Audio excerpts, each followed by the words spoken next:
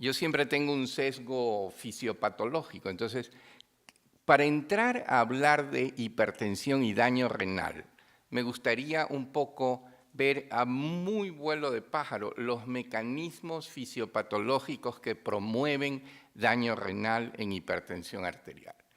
Y hay factores genéticos, y nosotros vemos que hay familias de pacientes que desarrollan insuficiencia renal y otros que con las mismas cifras de presión arterial no lo hacen.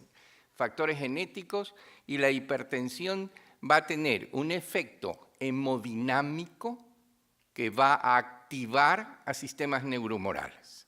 Y estos sistemas neuromorales son fundamentalmente el sistema renina-angiotensina, que va a tener efectos hemodinámicos de reducción del flujo sanguíneo renal, de la tasa de filtración glomerular y activación de otros sistemas humorales como el sistema de la endotelina. Pero todo está interrelacionado, hay un crosstalk muy estrecho. Y el sistema renina-angiotensina va a activar el estrés oxidativo, aumentar la producción de especies reactivas de oxígeno, lo cual lleva a una disminución de la biodisponibilidad de óxido nítrico, formación de peróxido de nitrito, nitrosilación de las proteínas, de las lipoproteínas, activación de factores de crecimiento, disfunción endotelial, hipertensión glomerular. Todo esto lleva a un círculo de retroalimentación positiva que termina en glomeruloesclerosis y fibrosis túbulo intersticial con daño renal.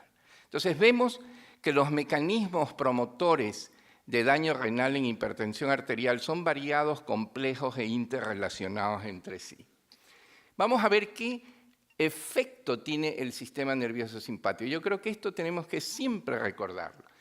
Los pacientes con deterioro de la función renal por isquemia renal, aumento de la concentración de adenosina, tienen un aumento de las señales aferentes simpáticas. Y este aumento de las señales aferentes simpáticas se integran en el sistema nervioso central. Y en el sistema nervioso central también hay una disregulación del óxido nítrico, disminución de la sintasa de óxido nítrico, lo cual hace que aumente el flujo simpático eferente. Los pacientes con insuficiencia renal tienen aumento del tono simpático. Este aumento del tono simpático va a actuar sobre toda la economía, sobre el riñón reteniendo sodio, con hipervolemia, con expansión del volumen intravascular, con activación del sistema renina-angiotensina, pero actúa sobre otros órganos y por eso veremos que el deterioro de la función renal es un importantísimo predictor de enfermedad cardiovascular. Con esta introducción de los mecanismos fisiopatológicos básicos, voy a pasar al siguiente aspecto. ¿Cuál es la clínica? ¿Por qué la hipertensión arterial en el renal es un problema mayor? Primero, veamos, aquí están los diferentes estadios de falla renal, que todos tienen que ver con disminución de la filtración glomerular. Ustedes van a ver en las barras azules los que son verdaderos hipertensos resistentes y van a ver que a medida que se deteriora la función por caída de la filtración glomerular, la hipertensión resistente en los renales aumenta su prevalencia. Tratar hipertensión arterial en pacientes con deterioro de la función renal es difícil por todos los mecanismos y esto tiene un impacto en mortalidad cardiovascular. Ya el doctor Wyss nos había hablado de las anormalidades en la variabilidad de la presión arterial.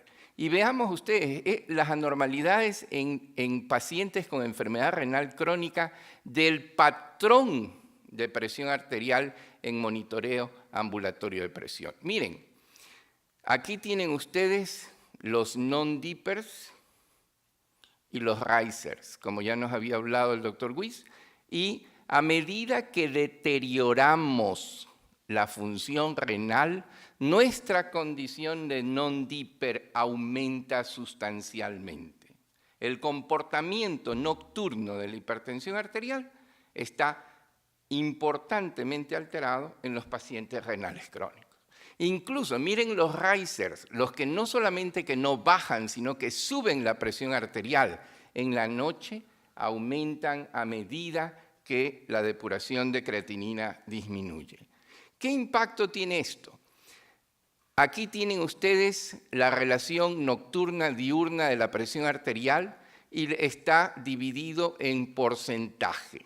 Mientras más alta sea mi presión nocturna, mayor posibilidad tengo de evolucionar a enfermedad renal terminal. De manera que el comportamiento nocturno de la presión arterial es importante en el daño a órgano blanco y los renales crónicos lo tienen alterado. Miren ustedes la variabilidad de la presión, el riesgo cardiovascular, y esto ya fue bastante comentado previamente. En la variabilidad de la presión arterial, que tiene que ver con hipertonía simpática, con disminución de los reflejos arteriales cardiopulmonares, nosotros tenemos esta variabilidad de la presión arterial en el corto plazo de 24 horas y esto nos lleva a daño a órgano blanco y en lo referente a esta conversación a progresión a enfermedad renal terminal. De manera que este comportamiento de la presión arterial nocturna tiene un impacto en función renal. Veamos cómo se comportan este grupo de japoneses con enfermedad renal crónica. Y yo voy a resaltar este cuadro por razones de tiempo. El 30.9% de ese grupo de hipertensos con deterioro de la función renal tenían hipertensión enmascarada. La hipertensión enmascarada es cuando el paciente en su consultorio tiene presión normal y fuera de su consultorio, ya sea por determinación de mapa o por determinación domiciliaria, es hipertenso. ¿Y cuál es el impacto que tiene esto? Aquí miren ustedes los que tienen hipertensión sostenida y riesgo de llegar a enfermedad renal terminal, la diferencia significativa con los que tienen hipertensión de mandiles blancos. Pero cuando nosotros vemos hipertensión enmascarada y proporción de pacientes que sobreviven en pacientes con enfermedad renal, van a ver que los pacientes con hipertensión enmascarada tienen un comportamiento similar al de los pacientes con hipertensión sostenida. Conclusión, lo que nos decía Fernando Wyss. En hipertensos con deterioro de la función renal hay que ser muy cuidadoso porque se nos puede ir un porcentaje importante de hipertensos enmascarados que van a tener un impacto en lo que tiene que ver con función renal. ¿Y qué pasa en los pacientes renales crónicos o con deterioro de la función renal en la elevación matutina de la presión? Ya veíamos que los accidentes cerebrovasculares, los infartos del miocardio, son más frecuentes en las primeras horas de la mañana. Y vean lo que sucede en la incidencia de enfermedad renal crónica de acuerdo a los cuartiles de elevación matutina de presión.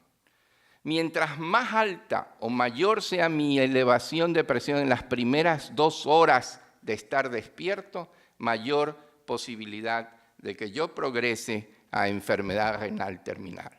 Entonces, vemos como todos estos factores y estas peculiaridades de la hipertensión arterial en pacientes que tienen disminución de la filtración glomerular son de gran importancia. Y aquí miren la comparación de marcadores de daño subclínico vascular y renal entre participantes que tienen hipertensión de mandiles blancos, hipertensión enmascarada, hipertensión sostenida y grupos controles. Y aquí veamos los tratados.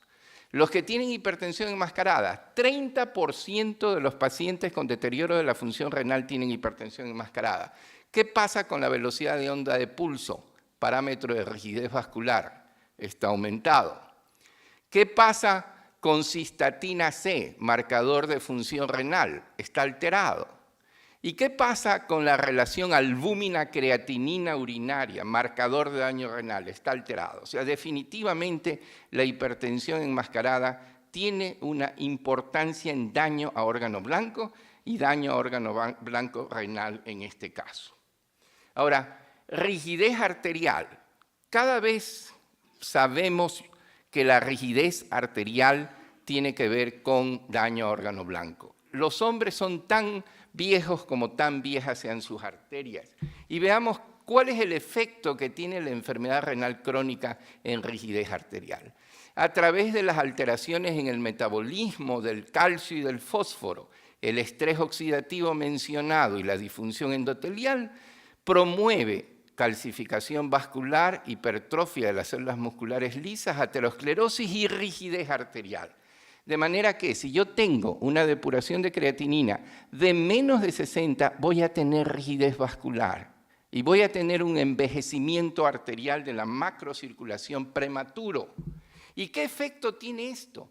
Miren aquí una arteria aorta elástica, como aquí está la presión sistólica, la diastólica, y a medida que nos alejamos, miren cómo la presión ya a nivel del glomérulo está dampeada, atenuada, los vasos rectos.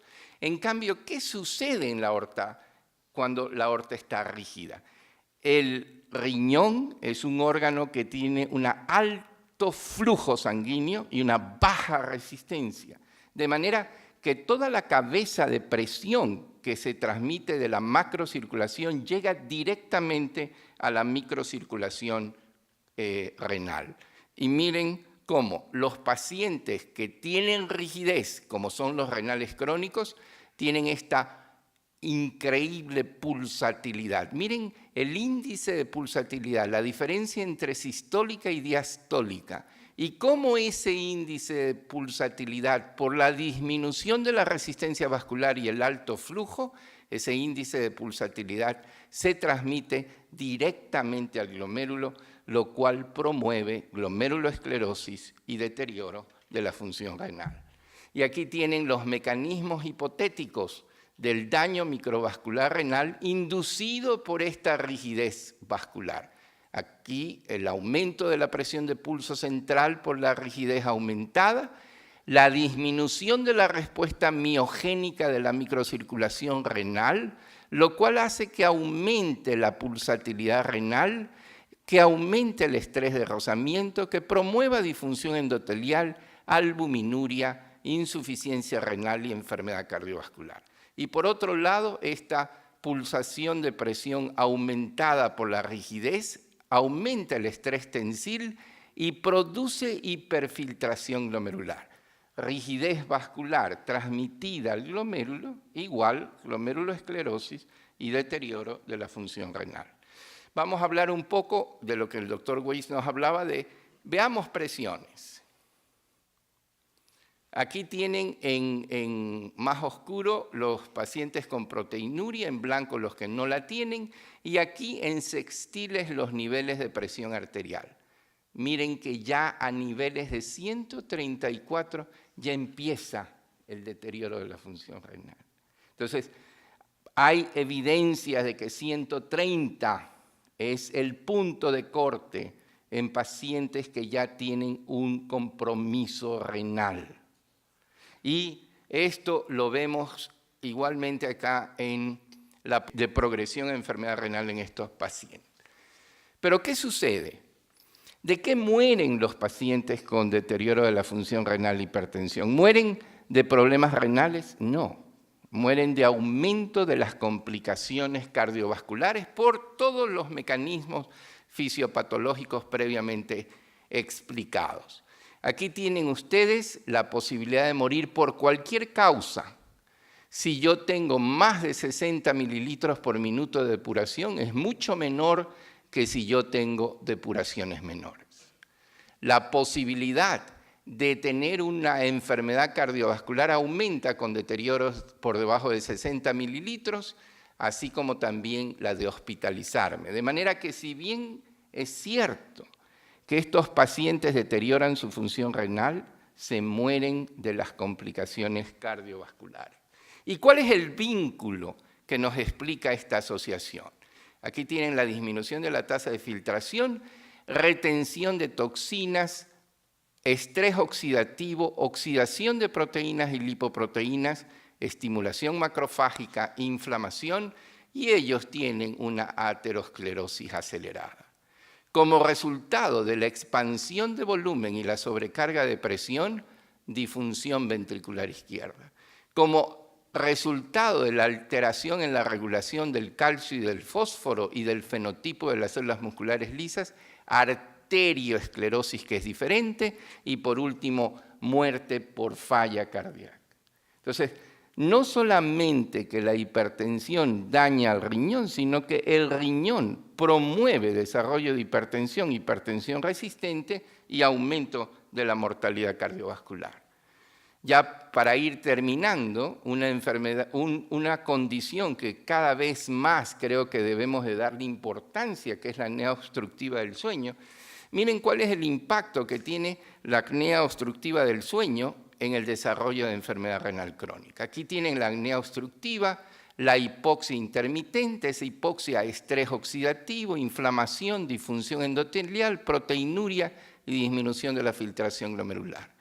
Y los despertares, con toda la elevación simpática, aumento de la activación del RAS, del sistema nervioso simpático, promueve hipertensión, fibrosis e hiperfiltración glomerular, proteinuria y disminución de la tasa. De manera que vamos viendo cómo estos pacientes, cómo hay múltiples mecanismos que convergen en un punto final que es daño de la función renal. Esta publicación con respecto a la enfermedad renal crónica y riesgo cardiovascular, miren, aquí tienen ustedes el riesgo de mortalidad cardiovascular y aquí la tasa de filtración glomerular. Cuando yo bajo de 60, miren cómo la posibilidad de morir por razones cardiovasculares aumenta. Y cuando yo tengo mi cociente albúmina creatinina que sube, mi probabilidad de morir por causas cardiovasculares. La asociación está mecanicísticamente demostrada, epidemiológicamente demostrada. Y este es un estudio que me pareció muy interesante con respecto a la función renal y muerte súbita, una forma de morir, pero en un estudio comunitario. Este no es un estudio en pacientes con falla cardíaca, enfermedad coronaria, no. Comunitario. Y van a ver qué efecto tiene el deterioro de la función renal. Aquí tienen la evaluación de la filtración glomerular por las fórmulas basándonos en creatinina, en cistatina y en la combinación. Y ustedes verán que a medida que las fórmulas van dando tasas de filtración glomerular de menos de 60, la posibilidad de tener una muerte súbita, muerte eléctrica, aumenta. O sea, los pacientes con menos de 60 mililitros minuto se mueren del corazón más que de progresión de la enfermedad renal y lo hacen por un proceso de aceleración de su aterosclerosis, infarto del miocardio, falla cardíaca, pero también muerte súbita. Eso es básicamente lo que quería conversar con ustedes en estos 20 minutos con respecto a la hipertensión arterial y el daño renal y su relación con las enfermedades cardiovasculares. Gracias por su atención.